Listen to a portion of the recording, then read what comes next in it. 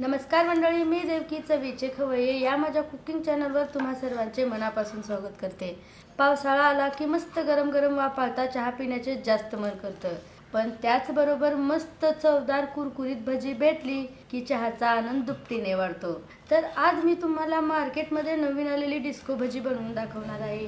इतकी सोपी व खाण्यासाठी जास्त चवदार भजी। ही भजी तेलकट न होण्यासाठी आणि त्याचा कुरकुरीतपणा वाढण्यासाठी एक सोपी अशी ट्रिक आहे। व्हिडिओ पूर्ण पहा, तेव्हाच कळेल तुम्हाला। तर मंडळी, बोलण्यामध्ये जास्त वेळ वाया न घालवता लगेचच डिस्को भजी बनवायला घेऊ।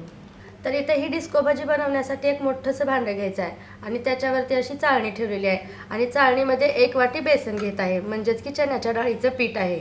जर तुम्हाला दळलेल्या डाळीचं पीठ वापरायचं नसेल तर तुम्ही रेडीमेड बेसनचा सुद्धा इथे वापर करू शकता। आणि वजनी प्रमाणात बघितलं तर हे 100 ग्राम बेसन इतकं आहे। आता यासोबतच आपल्याला याच वाटीने पाव वाटी तांदळाचं पीठ घ्यायचं आहे। तांदळाचं पीठ वापरल्यामुळे भजी एकदम कुरकुरीत पण होते आणि अजिबात तेल पीत नाही। आता या सर्व जिन्नसांना आपल्याला चाळून घ्यायचं आहे। चाळल्याने पीठ एकदम हलकं फुल होतं आणि ज्या अशा गुठळ्या असतात ना त्या बाजूला येतात, यामधला कचरा सुद्धा बाजूला येतो। आता अशा प्रकारे हे पीठ मी चाळून घेतलेलं आहे। आता यासोबतच आपल्याला काही फ्लेवरफुल मसाले वापरायचे आहेत, जेणेकरून भजीची चव दुपटीने वाढेल। आता इथे पाव चमचा हिंग वापरायचा आहे फ्लेवर चांगला येण्यासाठी। आता यासोबतच रंग चांगला येण्यासाठी पाव चमचा हळद पावडर, 1 चमचा लाल तिखट। जर तुम्हाला लाल तिखट वापरायचं नसेल तर तुम्ही हिरव्या मिरचीचा एकदम बारीक वाटलेला ठेचा सुद्धा वापरू शकता। 1 चमचा ओवा वापरल्यामुळे भजीला जास्त फ्लेवर चांगला येतो। अर्धा चमचा धने पावडर, चवीनुसार मीठ। आता या सर्व जिन्नसांना आपल्याला पिठामध्ये चांगल्या प्रकारे एकजीव करून घ्यायचं आहे। तर इथे तुम्ही बघू शकताय सर्व मसाले पिठामध्ये चांगल्या प्रकारे एकजीव करून घेतलेले आहे। आता या भजीचा कुरकुरीतपणा जास्त वेळ टिकून राहण्यासाठी व चव आणखीन वाढण्यासाठी एक मी तुम्हाला अशी सोपी ट्रिक दाखवणार आहे। ती ट्रिक आहे फक्त पोहे खायच्या चमच्याने 1 चमचा गरम तेल। आता तेलाला सुद्धा या पिठामध्ये चांगल्या प्रकारे एकजीव करायचा आहे आणि इथे एक काळजी घ्यायची आहे तुम्हाला, तेल चांगल्या प्रकारे कडकडीत गरमच करून घ्यायचं। थंड तेलाचा अजिबात वापर इथे करायचा नाही।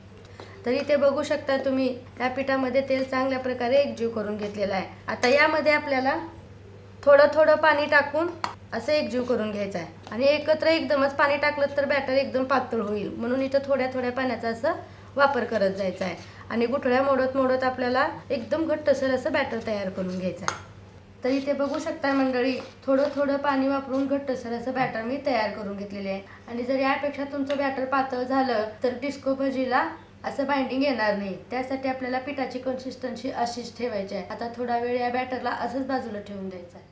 ही भजी बनवण्यासाठी मी अशा पोपटी रंगाच्या मिरच्या घेतल्या आहेत। ह्या मिरच्या वजनी प्रमाणात 100 ग्राम आहेत। ह्या मिरच्याला चांगलं धुवून असं कापडाने एका पुसून घ्यायचं आहे आणि असं पाण्याचं प्रमाण पूर्ण पुसून टाकायचं आहे आपल्याला। आणि 2 प्रकारच्या मिरच्या येतात, तुम्हाला पण माहिती येते। त्यामधली ही अशी हिरवी मिरची इथे आपल्याला वापरायची नाही, कारण ही जास्त तिखट पण असते आणि लांबीला कमी पण असते। त्यामुळे याचा तिखटपणा पिठामध्ये म्हणजे भजीमध्ये उतरू शकतो आणि ती खायला चव सुद्धा लागत नाही। त्यामुळे ही मिरची इथे अजिबात वापरायची नाही। तर अशा रंगाची मिरची म्हणजे अशी ही जाड, थोडीशी जाड असते आणि अशी लांबीला खूप लांब असते ती, आणि खायला पण एकदम कमी तिखट असते। अगदी लहान मुलं सुद्धा खाऊ शकतात। आता काय करायचं आहे आपल्याला, ही मिरची अशीच वापरायची नाही भजीमध्ये। त्याला काय करायचं आहे, असं मध्यभागून असं थोडासा कट लावून घ्यायचा आहे। पूर्ण मिरचीला नाही लावलं तरी पण चालेल, पण असं कट लावल्यामुळे काय होतं, तेलात असं चटचट भजी उडत नाही।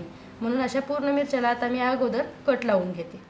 तर आता इथे मिरच्याला पूर्ण असं कट लावून झालेला आहे। आता मी तुम्हाला एक सोपी ट्रिक दाखवत आहे। असं ग्लासामध्ये आपल्याला जे बनवून ठेवलेलं बॅटर होतं ते काढून घ्यायचं आहे, ज्यामुळे काय होणार, बेसन मिरचीला असं चांगल्या प्रकारे चिटकलं जाणार आणि मिरची भजी तळताना हात सुद्धा आपला घाण होणार नाही। मिरचीच्या वरती देठाला पकडायचं आणि असं ग्लासमध्ये डीप करायचं, त्यामुळे काय होतं, आपली हात पण क्लीन राहतात। आता आपण फटाफट ह्या मिरच्या तळायला घेऊ।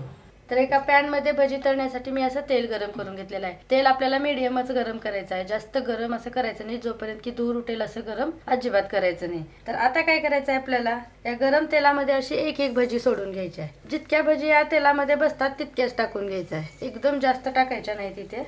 जोपर्यंत मिरची असं तळून वरती येत नाही तोपर्यंत आपल्याला चमचा इथं चालवायचा नाही आणि फक्त आपल्याला 1 ते 1.5 मिनिटापर्यंत आलटून पलटून भजीला तळून घ्यायचं आणि भजीचा इथे रंग वेगळा होऊ देता कामा नये। तर बघू शकता मंडळी, चमचा चालवून मी आलटून पलटून फक्त 1.5 मिनिटापर्यंत भजीला तळून घेतलेली आहे। आता याच्यापेक्षा अजिबात कलर वेगळा होऊ द्यायचा नाही. आणि या डिस्को भजीचा व्हिडिओ अजून पूर्ण झाला नाही, व्हिडिओ स्किप न करता पूर्ण बघा, म्हणजेच की डिस्को भजी कशी बनवतात ते तुम्हाला नक्की माहीत पडेल. आता या भजीला आपल्याला बाजूला काढून घ्यायचं आहे. तर मंडळी, ही मिरची भजी पूर्ण आपली तयार झालेली आहे. इथे बघू शकता तुम्ही, पूर्ण अशी कोटिंग मिरचीला चिटकलेली आहे. मिरची अजिबात अशी उघडी पडलेली नाही. आता काय करायचं आहे, आपल्याला या 4 ते 5 अशा मिरच्या घ्यायच्या आहेत. अशा एका कटिंग पॅडवर ह्या मिरच्या घेऊन 1 किंवा अर्ध्या इंचाचा गॅप देऊन असं कापून घ्यायचं आहे.